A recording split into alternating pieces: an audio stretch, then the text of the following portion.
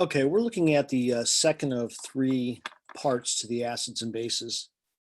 And in this particular part, the second part, we're going to focus on the Bronsted-Lowry definition of an acid base. So a Bronsted-Lowry acid is a proton donor. So that means it gives up an H plus.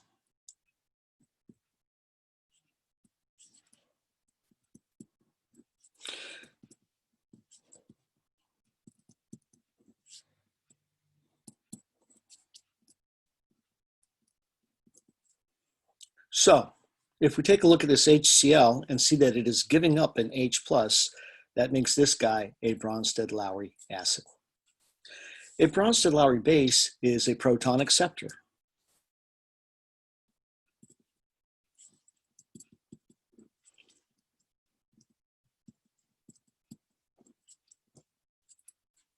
So this NH3 is going to accept a H plus and become NH4 plus. So this is a Bronsted-Lowry base. Proton donor, proton acceptor. Proton donor, proton acceptor. So these terms refer to the substance before the proton changes hands. Okay. In general, this is how a Bronsted-Lowry acid-base reaction goes. A Bronsted-Lowry acid reacts with a Bronsted-Lowry base to give you a Bronsted-Lowry acid and a Bronsted-Lowry base. So in this reaction, we have hydrochloric acid, which is a Bronsted-Lowry acid, and water, which is a Bronsted-Lowry base, reacting together. So this guy's going to give up a proton. So here is what it becomes. When you give up a proton, that's a positive charge. So what's left behind has to have a negative charge and one less hydrogen. So you can see that these two are like one another, except they differ by one hydrogen. Now, when this guy, which is the Bronsted-Lowry base, picks up a proton, it becomes charged, H3O plus, and it gets one more hydrogen. Notice that these two also differ by one hydrogen and a charge of 1. In fact, these guys here are called conjugate pairs when you differ by one hydrogen and a charge of 1. And when you differ by one hydrogen, one of the two is going to be a Bronsted-Lowry acid and the other is going to be a Bronsted-Lowry base. So here, which one is going to be the acid and which one the base? And the answer is simple. The one with more hydrogen is the acid. So of these two, which one is the acid and which one's the base? The one with more hydrogen.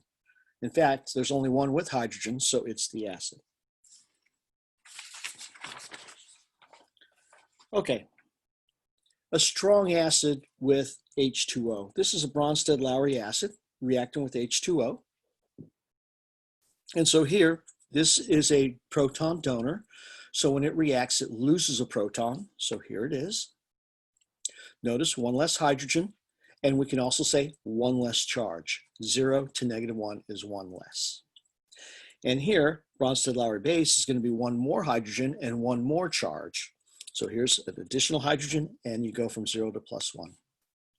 Now, notice the one-way arrow. Technically, all reactions are equilibrium reactions, but this one is so product favored that we just write a single arrow. With the weak acid in H2O, what happens is you get an equilibrium reaction. So here's my Bronsted-Lowry acid. The base will be one less hydrogen and a lesser charge. So 0 goes to -1. And this is the reactive hydrogen right there. Now, H2O is the Bronsted-Lowry base, so it is going to get a hydrogen and a larger charge. 0 goes to +1, and H2 goes to H3. So here we have water acting as a Bronsted-Lowry base in both cases when water is reacting with a strong acid or a weak acid.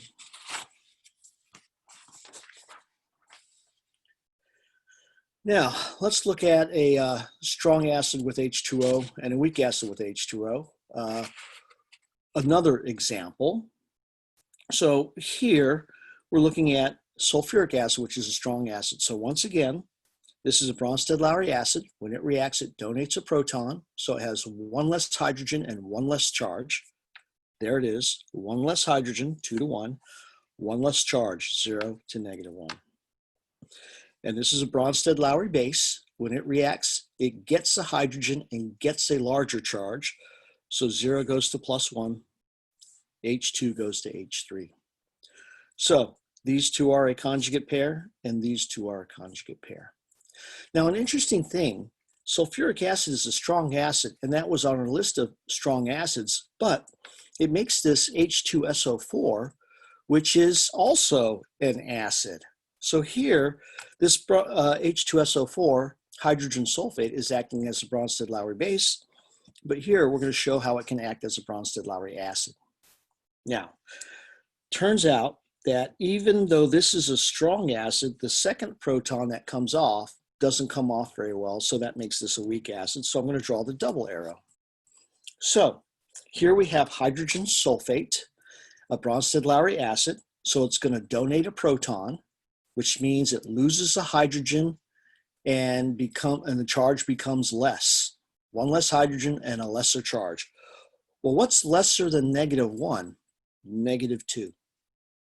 And one less hydrogen means no hydrogens in the conjugate base. Remember, this is an acid, so that makes this the base.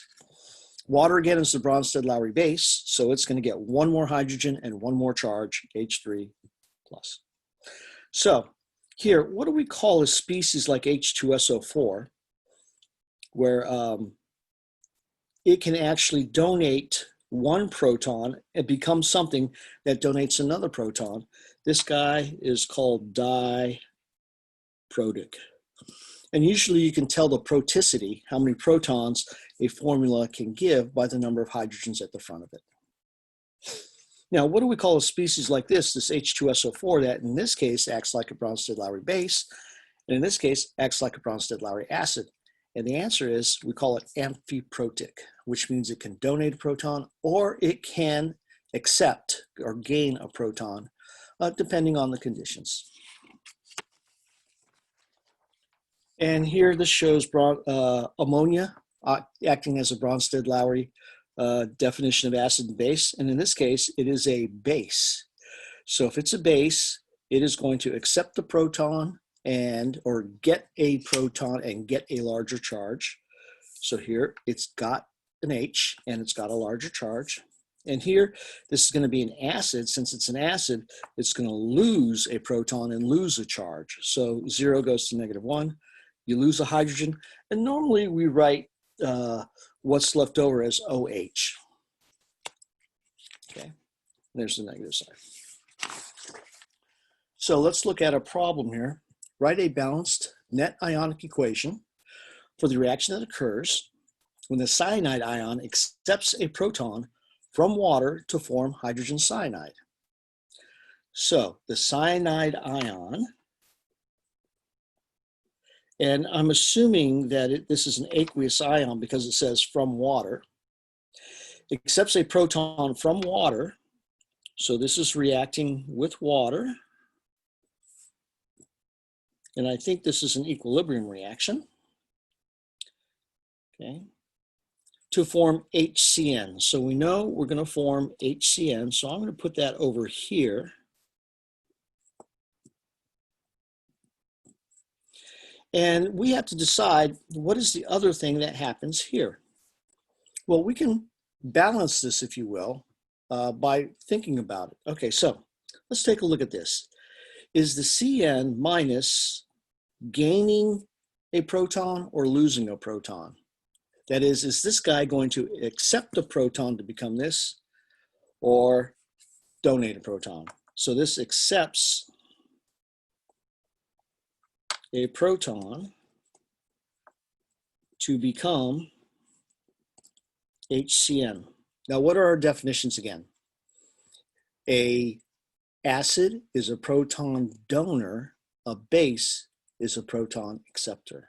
So that makes this a Bronsted-Lowry base because it accepts a proton.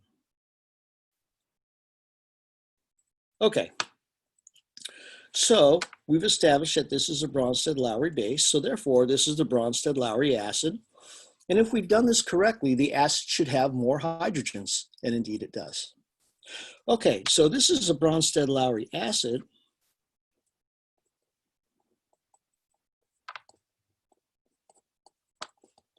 it donates a proton to become OH minus.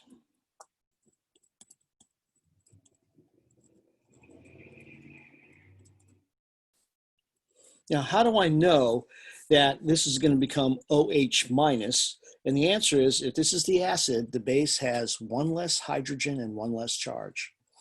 Okay, so there we go. Turns out that CN minus is a Bronsted-Lowry base.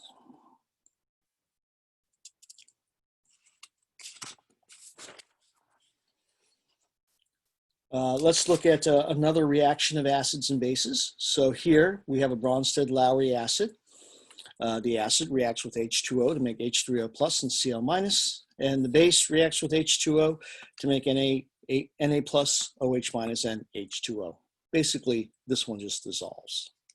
So what happens in the acid-base neutralization reaction between HCl and NaOH? Well, remember in the Arrhenius reaction, it makes water and a salt. So what happens here? Well, remember HCl is H3O plus and Cl minus. NaOH is really just NaOH because the water is the same on both sides. We don't need to write it again. And here, what happens when you react these, you get 2 H2O. These guys react to make 2 H2O and you get NaCl. So the reaction is H3O plus OH minus gives you 2 H2O. This is your net reaction. And this is the Bronsted-Lowry net reaction, whereas remember, the Arrhenius net reaction looks like this.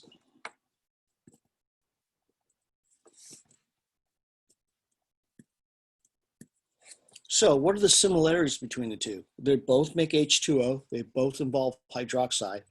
What are the differences? Here you use H3O instead of H plus, and here you get 2 H2O instead of H2O. But these are the same reactions.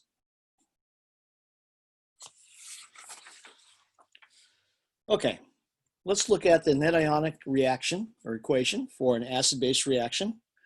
And this is the Bronsted-Lowry type of stuff. So ammonia is one of the most important chemicals in industrial economies. Not only is it used directly as a fertilizer, but it is the raw material for the manufacture of nitric acid, another commercially important chemical. As a base, ammonia reacts with acids such as hydrochloric acid, write a balanced net ionic equation for this reaction. Okay, so if we're going to do the Bronsted-Lowry type of thing, we're going to say that ammonia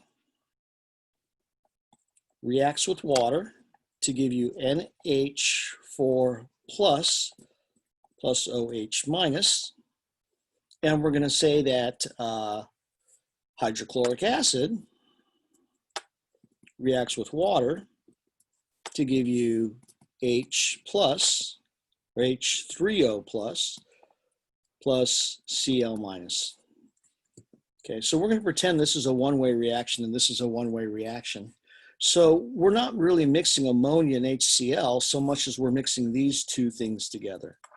So we're going to say NH4 plus hydroxide plus H3O plus Cl minus.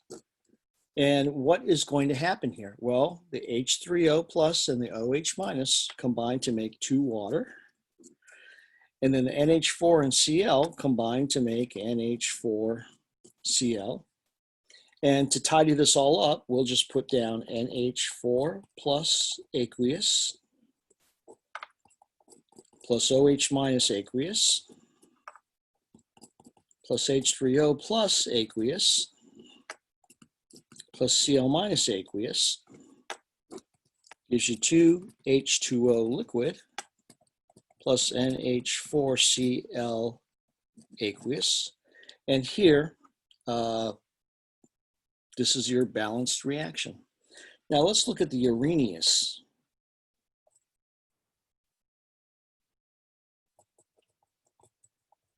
For the Arrhenius, we just go ahead and start with the acid and we start with the base. So here's the base. Okay. And it is a gas, and it's going to react with hydrochloric acid, which is going to be aqueous. So what's going to happen here? Well, in this case, all that's going to happen is that this hydrogen is going to add to that, and then you get the chloride. So there's your reaction. All right. Now, this is pretty much what they're looking for. And that is the end of this particular section. We will finish this off with oxides, metal oxides, and non-metal oxides. Thank you for listening.